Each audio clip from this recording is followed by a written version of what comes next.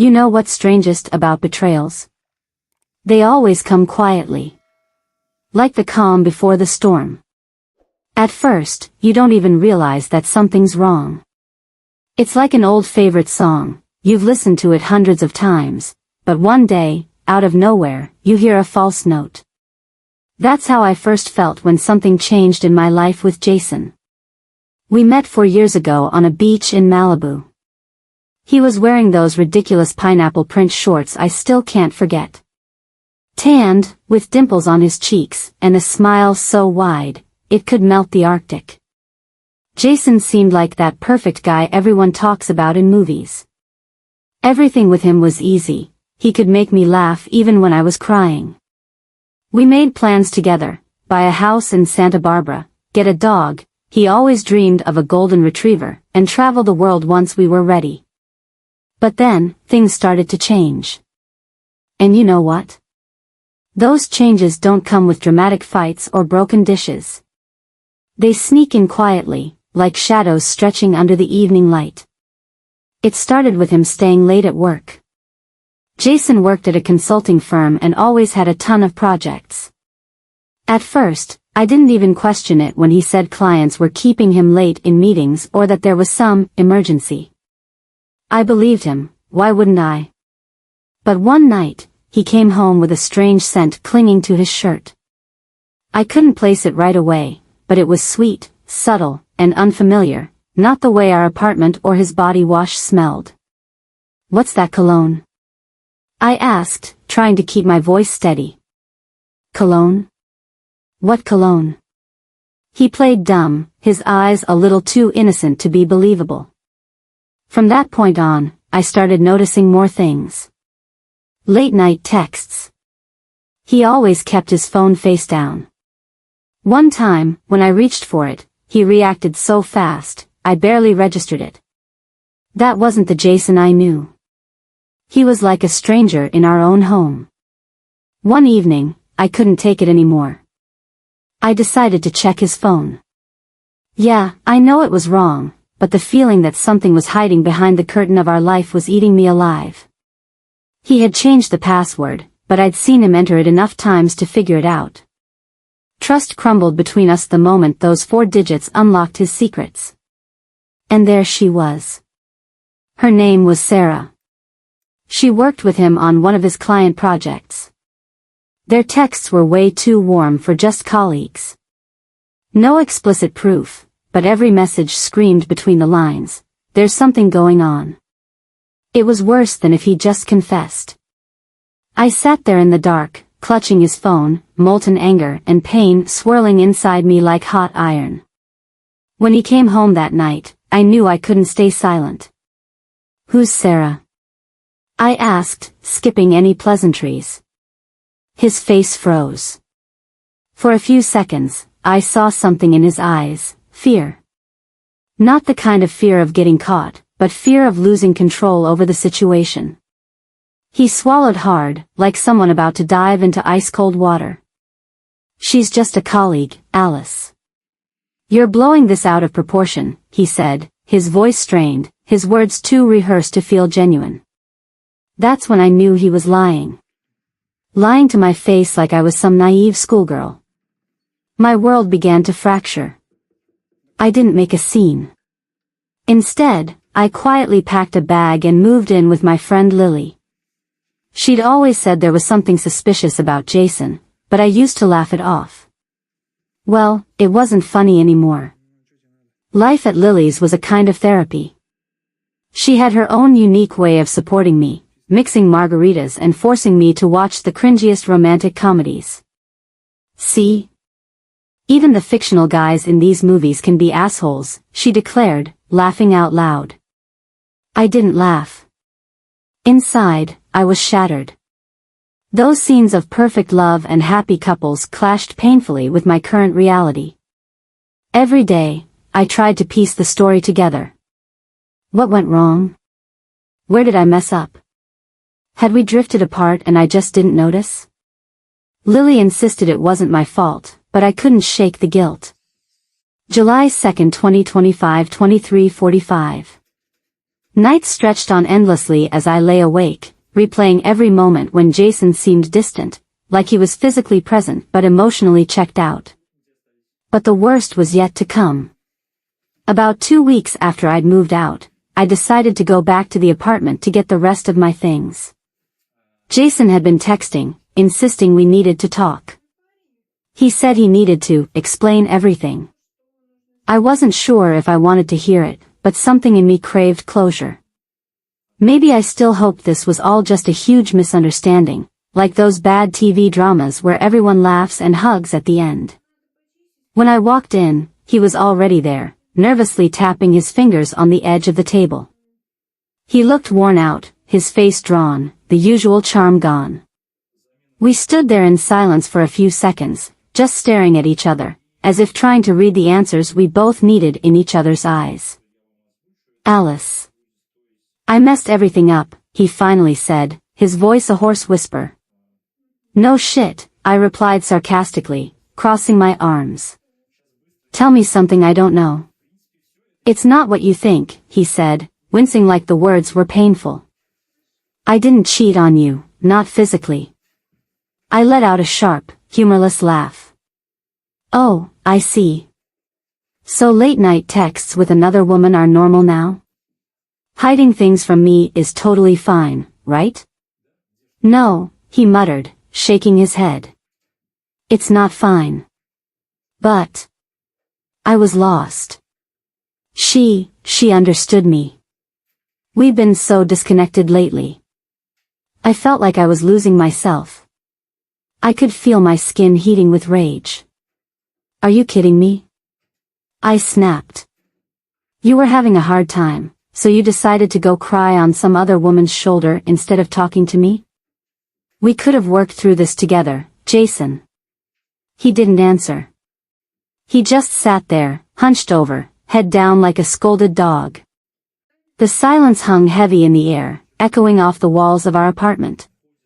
I wanted to scream, break something, unleash all the frustration building inside me. But instead, I exhaled slowly, forcing myself to stay calm. I can't do this anymore, Jason. You destroyed everything we had. I turned and walked to the door without looking back. When it shut behind me, I knew, this was it. There was no going back. Whatever we had was gone. I thought that would be the end of it. That I'd close this chapter of my life and start moving forward. But things didn't go as planned. About a week later, I started receiving strange messages on social media. At first, they were from anonymous accounts, sending cryptic notes like, "You don't know the full story." I figured it was some kind of trolling. But then one evening, I got a message that made my blood run cold. It was a photo of me and Jason, taken years ago. The caption underneath read, "Don't you want to know who really ruined your relationship?" I stared at the screen, my heart pounding. Who the hell sent this? Was it Sarah?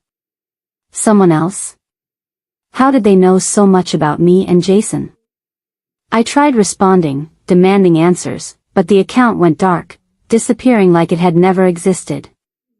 I told myself it was just a fluke, but deep down I knew this wasn't a coincidence. Something bigger was going on. I needed answers. And there was only one person who could give them to me. Sarah. It didn't take long to find her on social media.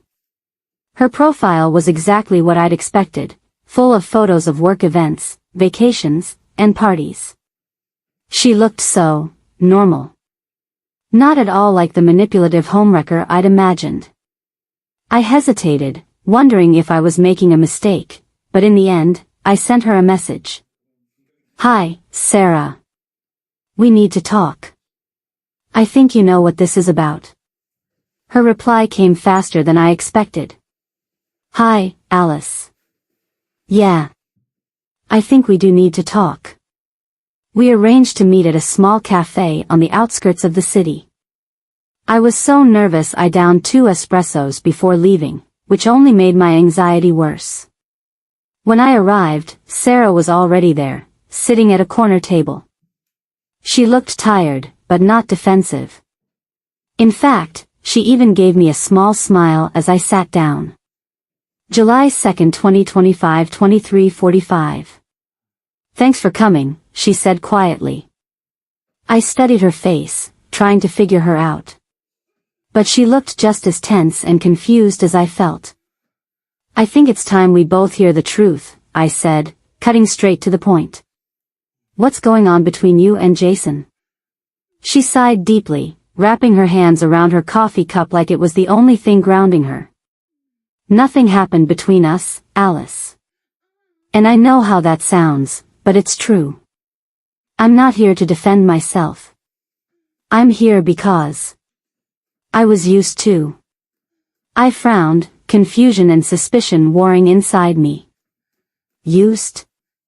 What do you mean? Jason isn't who you think he is, she said, lowering her voice. He's involved with people, dangerous people.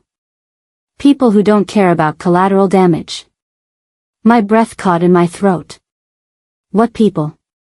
What kind of danger are we talking about? She shook her head. I can't tell you everything. It's risky just meeting you here. But what you saw in those texts, that's just the tip of the iceberg. Jason's been caught up in something big. And now, because of that, you're a target too. I felt like the ground was crumbling beneath me. This was more than just a betrayal. I was being pulled into a world I didn't understand. What the hell did he get me involved in? I whispered. Sarah leaned in closer, her expression serious. He thought he could control it. But you became his weak spot. And now they're going to use that against both of you. A cold wave of fear washed over me. Whoever they were, I knew one thing for sure, I wasn't safe anymore. I barely slept that night. Every creak of the floorboards in Lily's apartment made me flinch. I lay in bed, wide awake, my mind racing with Sarah's words. Who were these people? What did they want from me? How could Jason have kept something like this from me for so long? The next morning, I woke to a loud knock on the door. My heart immediately jumped into my throat. Lily had already left for work, so I was alone. The knock came again, harder this time. I crept toward the door and peeked through the peephole. A man in a dark suit stood on the other side. He looked professional but unsettling, cold eyes, no hint of emotion on his face. Who is it? I asked, trying to keep my voice steady. Miss Alice, I'm here to talk about Jason, he said calmly. Jason. The sound of his name made my stomach drop. Who was this guy? And how the hell did he know where I lived? I don't know what you're talking about, I replied, stalling for time. There was a pause, then the man said something that made my blood run cold. We know you've been speaking with Sarah. You now have information you shouldn't. That's dangerous for both you and Jason. Open the door, and we can resolve this. I backed away from the door, every instinct in me screaming to run. My hands were shaking as I grabbed my phone and quickly dialed Lily. She picked up on the third ring. Alice? What's wrong? There's a man at the door, I whispered. He knows about Jason and Sarah. He says I'm in danger. What? Call the police right now, she shouted, her voice so loud I had to pull the phone away from my ear. I was about to follow her advice when everything outside the door went silent. I cautiously peeked through the peephole again. The man was gone. The hallway was empty, eerily quiet. He's gone, I murmured. Alice, I don't care. Call the police anyway. This isn't a joke. I took her advice and called 911. 10 minutes later, 2 officers arrived. I explained what had happened, though I could tell they weren't entirely convinced. The whole situation probably sounded insane, mysterious men, cryptic messages, secret organizations. But they promised to investigate and gave me a contact number in case anything else happened. After they left, I sat on the couch, my thoughts racing. This was far more serious than I'd imagined. Sarah wasn't exaggerating. I was now a target. But why? What did these people think I knew? By evening, I made up my mind to contact Sarah again. July 2, 2025, 23:45. I needed more answers. I texted her, and after a few tense minutes, she responded. We need to meet again. This is getting more dangerous. I know a place where no one will find us. She sent me an address to a secluded cafe outside the city. I felt a mix of fear and determination. If I was going to survive this, I had to understand exactly what I was up against. When I arrived at the cafe, Sarah was already there, sitting in a quiet corner. Her face was pale, her eyes shadowed with worry. She waved me over, and I slid into the seat across from her. I'm sorry, Alice, she began. I didn't want to drag you into this, but it's too late now. They know about you. And they don't leave loose ends. Loose ends? I repeated, the fear in my chest hardening into anger. What the hell does that even mean? What do they want from me? She leaned forward, lowering her voice to a whisper. Jason worked for people who launder money and run illegal operations. He was a cover for them, a way to keep their business looking clean. When he tried to pull out, they didn't take it well. They're keeping him on a leash, and now they see you as leverage. I clenched my fists under the table. So what? They think I'm just going to stay quiet while they stalk me? Why don't we just go to the police? Sarah shook her head vehemently. It's not that simple. These people have connections everywhere. If you go to the wrong person, you could be dead within a day. The only way out is to disappear. At least for now. The weight of her words hit me like a punch to the gut. Disappear. Leave my life behind. All because Jason had kept me in the dark about his shady double life. What do I do? I whispered, the fear finally breaking through my anger. Sarah gave me a sympathetic look. I have contacts who can help you get off the grid, new ID, a new identity. It's not permanent, but it'll buy you some time. You can't stay here, Alice. You're too exposed. I swallowed hard, my mind racing. Could I really just vanish, abandon everything I knew? When do we do this?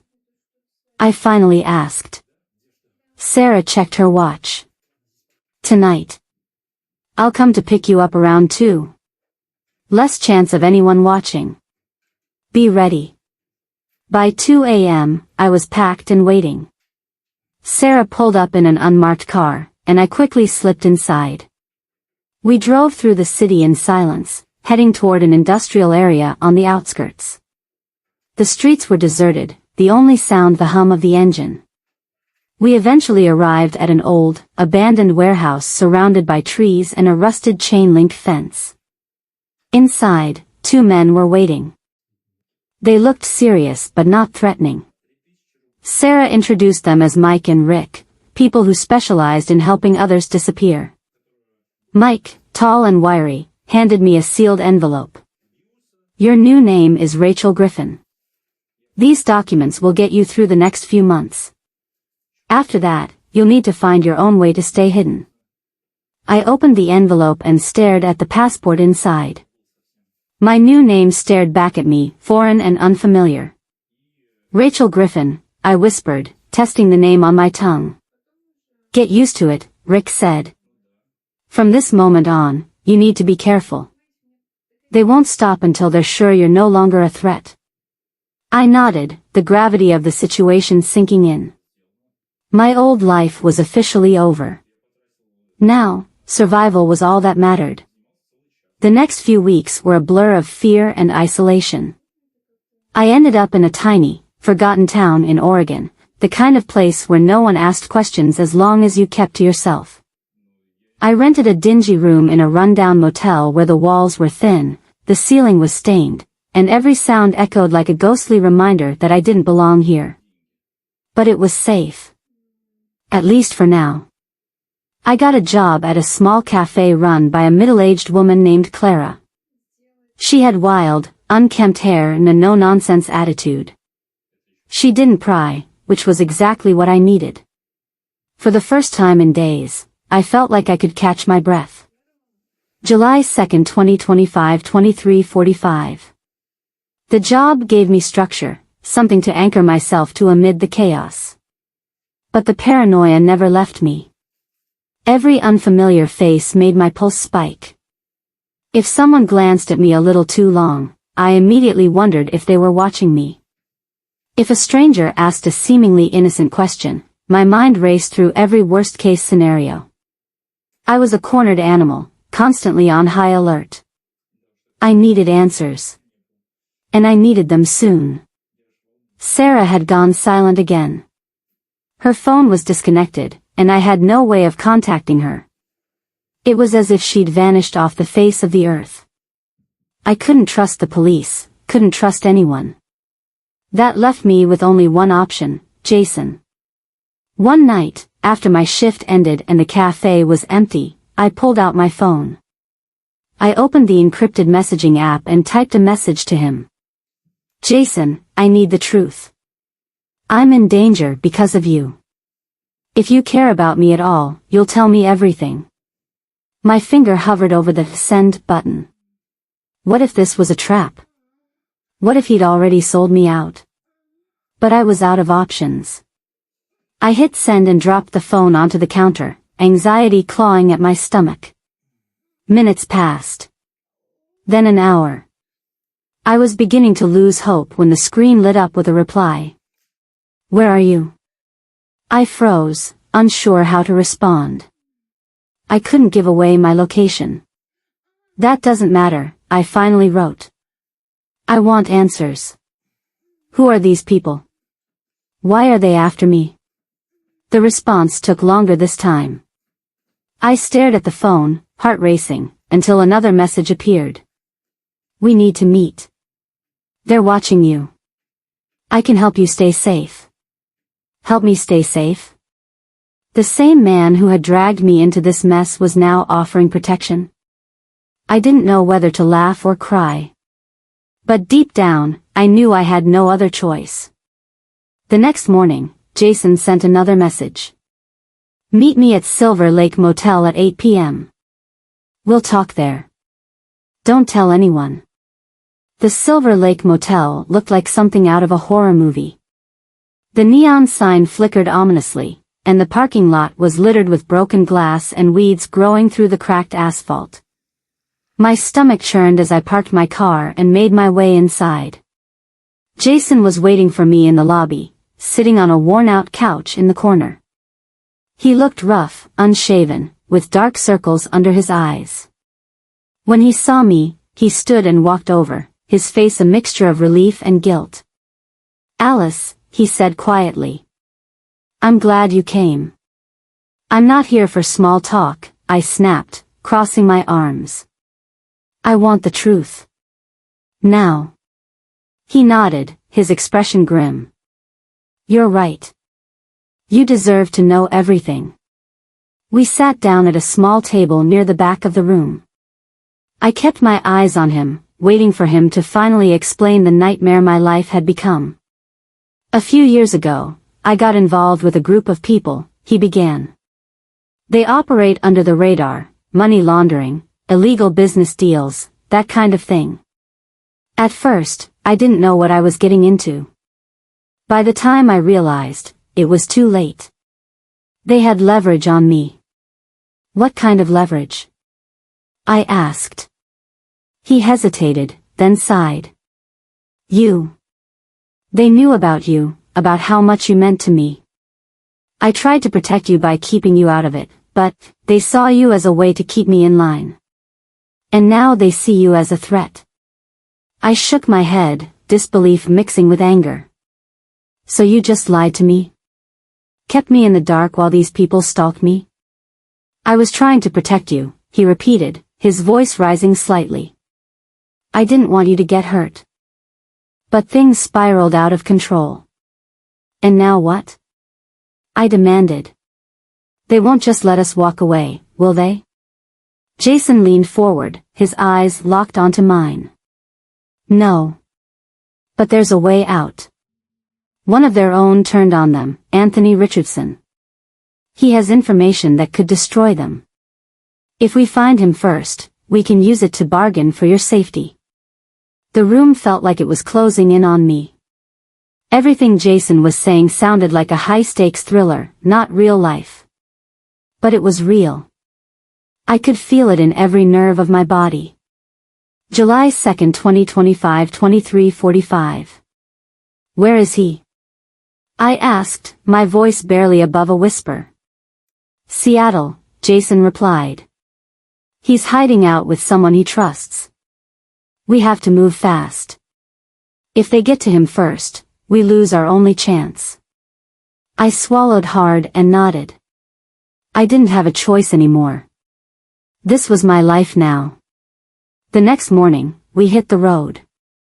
The drive was long and tense, the silence between us heavy with unspoken fears. Every car that followed us for too long felt like a potential threat. I could see Jason checking the rearview mirror constantly, his jaw tight with worry. By the time we reached Seattle, it was already dark. Jason had arranged a meeting with one of Anthony's contacts, someone named Lena. She met us at a motel on the outskirts of the city, a woman with sharp eyes and an air of quiet authority. You're both in deep shit, she said bluntly after introductions were made. But I can get you to Anthony. Just know, if we're caught, you won't get a second chance. Her warning echoed in my mind as we prepared for the next step. Everything hinged on this. One wrong move, and I was as good as dead. The next day, we followed Lena to a remote warehouse on the outskirts of Seattle. The fog rolled in thick and heavy, swallowing the surrounding landscape in an eerie stillness. The area was desolate, old train tracks, rusted metal fences, and crumbling buildings were the only landmarks. My nerves were on edge, and I couldn't shake the feeling that we were being watched. Are you sure this place is safe? I whispered to Lena as we stepped out of the car. She gave me a sharp look. There's no such thing as safe. Anthony's been on the run for months. He switches locations constantly. If we're lucky, no one else knows about this place yet. But we can't waste time. Jason walked ahead of us and pushed open a large metal door. The rusty hinges groaned, the sound echoing through the darkness inside. I hesitated before stepping in, my instinct screaming at me to run. But there was no turning back now. Inside, the air was damp and stale. Shadows stretched along the walls, shifting as we moved.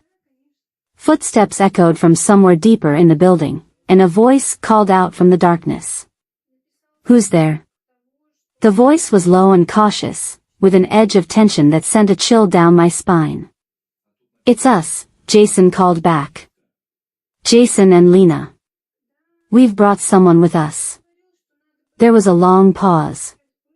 Then a figure emerged from the shadows, a tall man in his late 40s, with a lean frame and a wary expression. He wore a weathered leather jacket and looked like someone who hadn't slept in days. His sharp eyes locked onto me, assessing, calculating. Is this her? He asked, nodding toward me. Yeah, Lena answered. She's in danger because of all this. Just like you. Anthony studied me for a moment longer before motioning us to sit on some crates near the back of the warehouse. All right. Talk. What do you want? Jason wasted no time. He explained everything, how we were both being hunted, how the people he once worked for were closing in, and how Anthony was the only person who had the information we needed to stop them. I sat quietly, letting Jason handle the talking, though my pulse raced with every word. Anthony listened without interruption, his expression unreadable. When Jason finally finished, Anthony leaned back and crossed his arms. You're playing a dangerous game, he said quietly. These people don't forgive, and they sure as hell don't forget. You think I haven't been looking over my shoulder every damn day? We don't have a choice, I said, surprising even myself with the steadiness of my voice. They won't stop until they destroy us. We need your help. Anthony's eyes met mine, and for a moment, something softened in his gaze.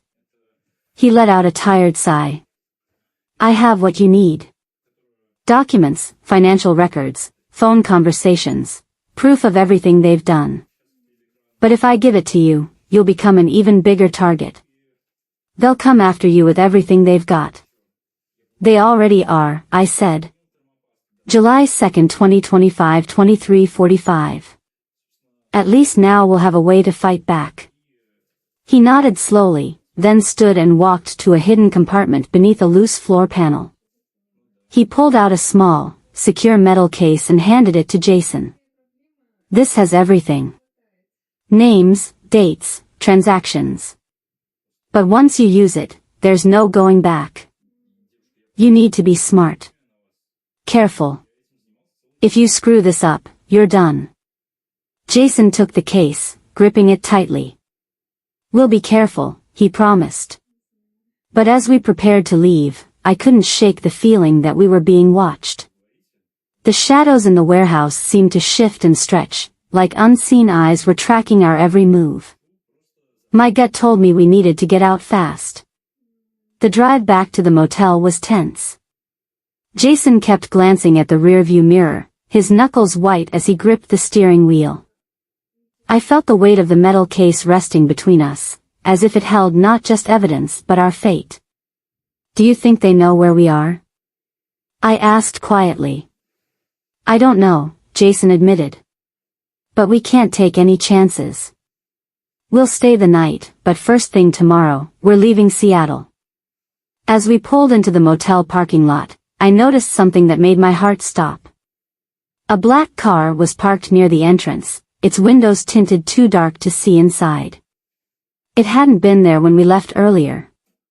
That car, I whispered. It wasn't here before. Jason slammed on the brakes and stared at it for a long moment. No, it wasn't. That's not a good sign. We circled around to the back of the building, parking out of sight. Jason killed the engine and turned to me. We need to get our stuff and get out. Now. We moved quickly but quietly, slipping through the motel corridors like fugitives. My heart was racing, each creak of the floorboards making my skin crawl. When we reached our room, Jason checked the hallway before unlocking the door. I grabbed my bag and shoved everything I could into it. Jason did the same, constantly checking his phone and the windows. The tension in the air was suffocating. Then, as we stepped out of the room, I saw them. Two men in dark suits were standing near the entrance, one of them speaking into a phone. Their eyes scanned the area, sharp and alert. Go!